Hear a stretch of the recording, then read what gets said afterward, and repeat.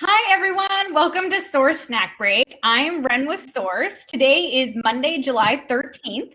And before we get started, I'll tell you a couple things about the webinar tool. So you're all muted automatically, but you do have access to the live chat. So you can pop out in your favorite emoji to try it out, or you can ask us questions using the live chat. Feel free to ask as many questions as you have. Avery here is an amazing resource. So bring it on. We love it. And any question you have, we'll try and answer today. We're also going to send you a recording of the webinar after the presentation is over, so you can reference it later or send it to a friend, whatever you feel. Today's guest is one of my favorite people. This is Avery Thatcher with Juju Papers, one of our amazing local makers. Hey, Avery. Hi, Ren. Thank you so much for having me. Yeah, can you tell us a little bit about your background, how you got to be in wallpaper design, and a little bit about Juju Papers, a history of the company that you founded? Sure. So I went to art school. I moved to Portland in 2001, and I came like chasing the cheap rent dream that all of my artist friends, we all moved here. It was great, and we lived that dream for like a decade. So and I did various art jobs all over Portland. I worked in theatrical puppets and stop motion. I was a tile installer. And all the while I had this, I knew I wanted to start my own business. I was still painting and like printmaking. And one day it just kind of came to me that I should start printing my own wallpaper, only because I wanted some for myself. And as I went through the process, I found that I really loved it, and I kind of figuring out how to do the whole process just had me so inspired to continue with the project and really try and make a go of it. And so we launched in 2010. And, you know, when you're an artist, you're kind of used to, I have to say, failure because, you know, it's like, every once in a while, someone likes what you do. But for me, I was really lucky in that people immediately liked what I was doing. And that is like a really great feeling as an artist. And so I felt like I was appreciated for what I was doing. And so we just moved forward ever since. And so we started focusing on residential wall coverings. And so everything of our residentials printed by hand, water-based inks and sustainably harvested paper, pulp paper. And then a few years into doing just the residential product, we had a ton of interest in commercial. And so that's really where you and I work together through Sourced and you guys have helped us a lot to learn about the commercial industry over the last 7 years to develop our commercial product. And so we've been kind of chugging away at that for that amount of time. And now we really feel like we've developed a really strong commercial program. And we feel like we have a product that kind of suits a lot of different, or all, you know, commercial needs, or at least the majority of.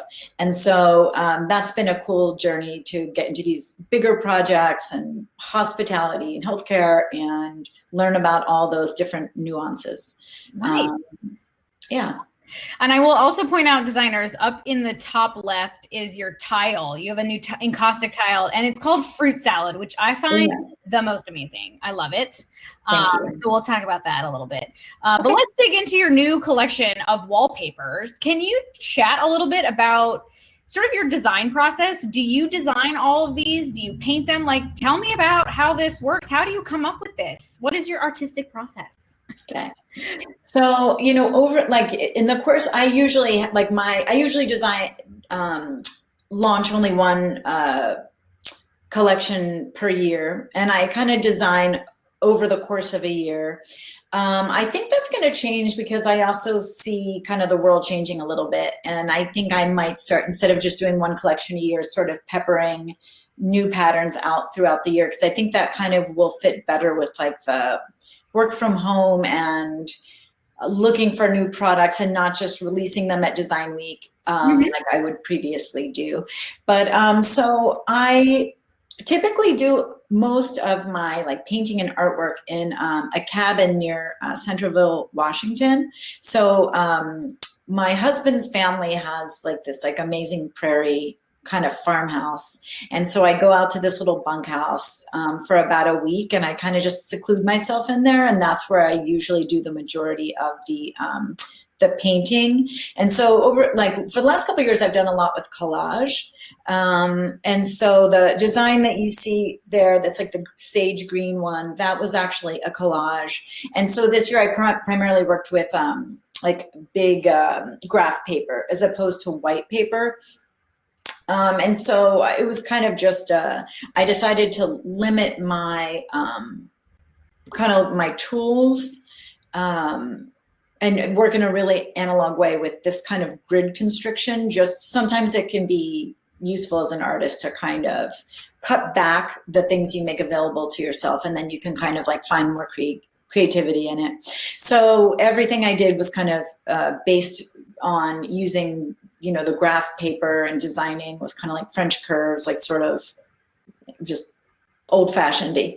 And so then I come home, and Lindsay is my graphic designer that works for me, and we kind of just put together a bunch of different comps, figure out the colors and the scale that works, and then we start putting prototypes. And then once we decide on all the colors, then we launch them, typically first in residential, and then we, you know, launch them commercial as well. So everything now is launched residential and commercial, and everything is available in a variety of materials, from residential to all different kinds of commercial products. Awesome. So one of the things I really love about your company is you seem to be very on trend when it comes to sort of colors, color combinations, the scales of things. Like I love these two photos because the scales are so different. Can you talk a little bit about like, what are you seeing in terms of design coming down the pike? Like, what are you inspired by? What are you seeing designers being inspired by? Like, what are you seeing as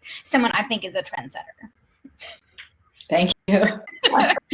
It's really funny that you say that you think I have a knack for color, because I'm actually a little bit terrified of color. And like so much of my stuff is metallic, and metallic for me feels very safe, you know. It's kind of, you know, like some people got like the new neutral, and you know, for me, that is like, you know, my house, like I can't handle wallpaper on the walls because it's like my life. Like my life is just surrounded by wallpaper, so I don't have any at home. But you know, metallic is something that we've done a lot of, and I think people really have responded to that. We made a big kind of contemporary offering of metallics, and we tend towards the maxi side.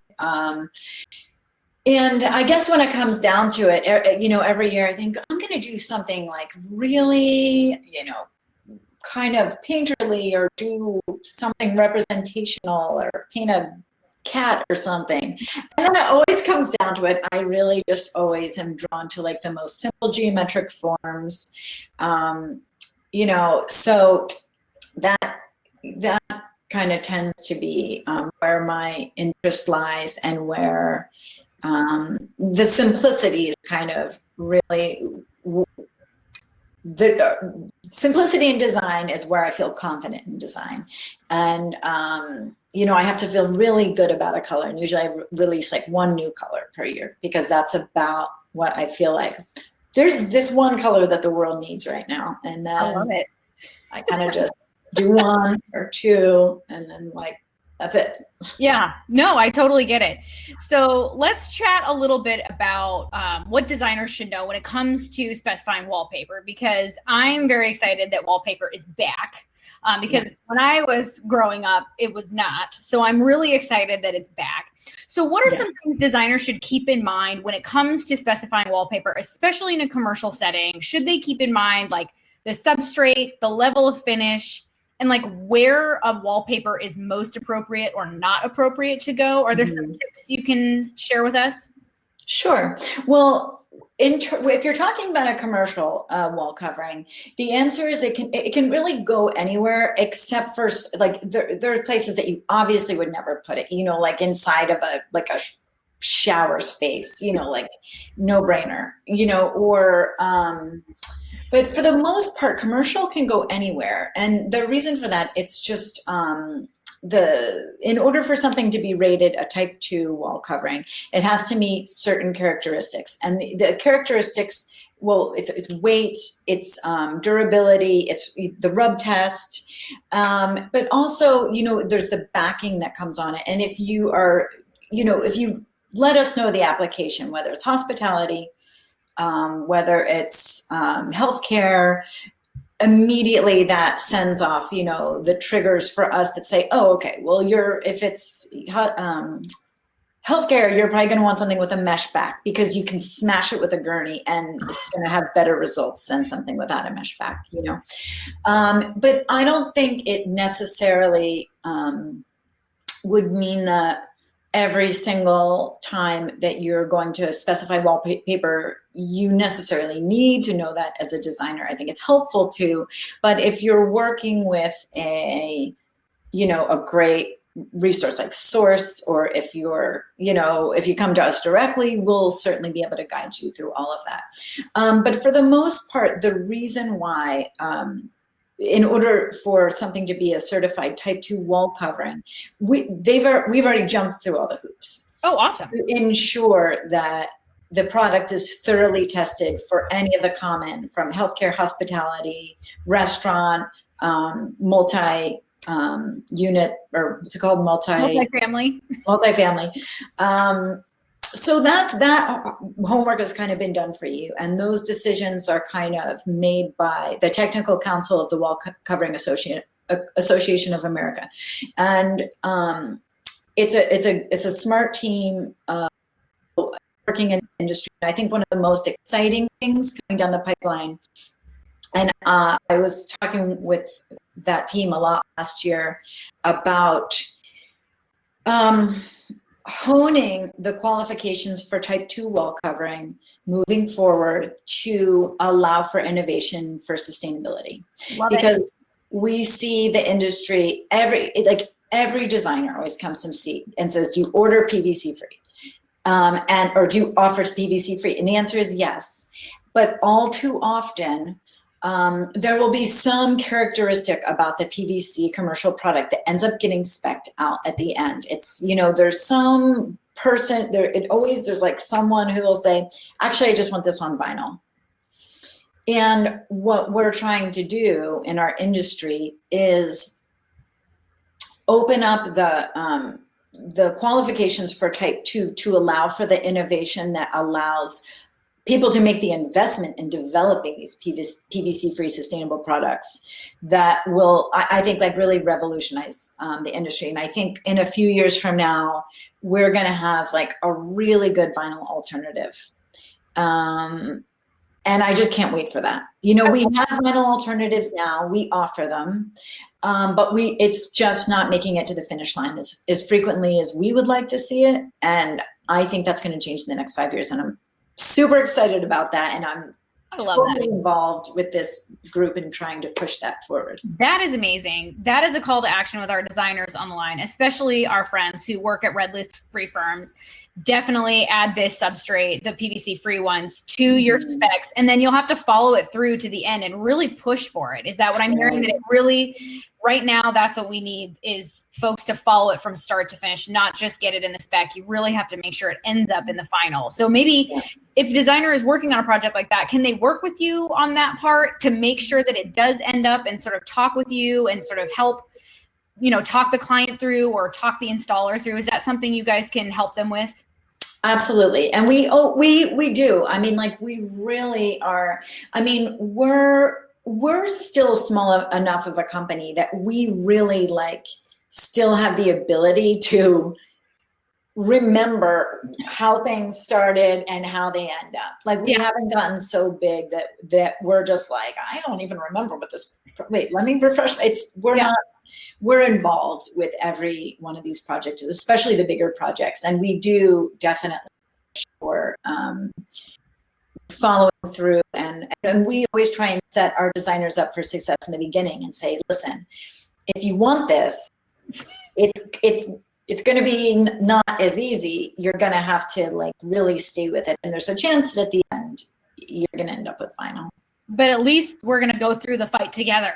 Yep. Yep. And we always try, and sometimes we succeed, sometimes we don't. But like I said, I think 5 years from now, there will be a lot more products on the market. And I know that those investments are being made with the major manufacturers. So I think sometimes designers don't realize, at least I didn't when I was a designer, that like it's not just a matter of having another substrate option, but there's all these rounds of testing, and they can sometimes be very prohibitive, that do prevent people from making innovation. So it's not just a matter of being like, why don't you have this? It's why don't we develop it? So it's really lovely to hear that perspective from your side, that you're like working on the like non-sexy policy side of things. Like, and that's always like, it's kind of like the secret of design. Like a lot of innovation comes in specs, and that's not a very sexy part of design, but it really comes down, right? So the technical meeting of the Wall Covering Association is not sexy. Right, exactly. But what like you can be. Yeah, I love it. So let's talk a little bit about customization. Sure. Actually, before we go on, can you tell us, did you draw all these little ladies in this? I did.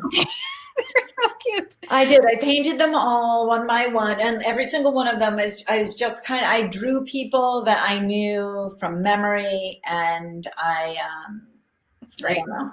Yeah, I love it. I had a fun time with that one. I love it. So let's talk about how designers can work with you to maybe make some custom products for a project. What does that process look like for designers and with you? Like, what process should they start? Yep.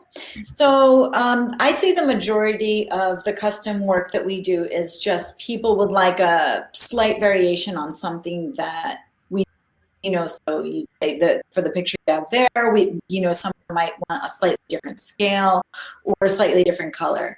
And that's pretty much no big deal. When it comes to commercial wall covering, if it's just a small project, we actually print everything digitally to order. It's just so much more, it works so much better for small projects, and we can mural them out. And that saves our clients a lot. And it's great because there's less waste. And so you could kind of just come to us. It's very minimal fees. We charge a little bit to Pantone match. But for the most part, the pricing doesn't change much. And then we've also worked with firms who actually are coming to us with their own design and design concept. And then, we kind of have that like savvy and expertise to we have a variety of manufacturers we work with. So we can look at what they're trying to do and choose from our array of manufacturers that will do the best job at the best price and with the highest quality product, and a product appropriate for the application. And then also there's like a lot of little stuff that it's very helpful to have a wall covering kind of company, like our wall covering kind of like expert, to kind of guide you through the common pitfalls. A lot of times people want to print things in certain ways that could potentially lead to problems on the installation end. It's like if you have direct communication, if in a small project, the specifier might actually have some direct contact with the installation team and the contractor involved. But in a larger project, there's too many degrees of separation. So what I always recommend is kind of like playing it really safe. And we provide like really detailed instructions when it's a custom project, so that almost like a little workbook that we give to the installer. And, so it's like, if there's no communication between the specifier and the installer, we kind of can act almost like a project manager, Right. And kind of say, we know where things go wrong, and here's how we can help you with this kind of like information packet. That's great. So before we wrap up here, designers, you are more than welcome to get samples from Avery right this second if you need, which I think you all do need, because let's be real, wallpaper is amazing. So yeah, you can reach out now and reach out for information or samples. Looks like people already have some in their library and they love it, which I love to hear. In the meantime, if anyone has any questions, feel free to chat them in. But Avery, it was great to chat with you, especially about your design process. As someone who's really loved your wallpaper for a long time, it's really nice to hear the backstory and about your cabin and the painting. So I'm really excited about that. And also, designers, if you're interested, you can register for another snack break. So smash that register now button. It doesn't look like we have any other questions. So Avery, it was great to chat with you. Thanks, you too, Ren. It's so good to see you. I know. So we'll hopefully do this again soon. And I hope you all stay well. Thank you so much. Thanks, everyone, for coming. Right. We'll see ya. Bye. Bye.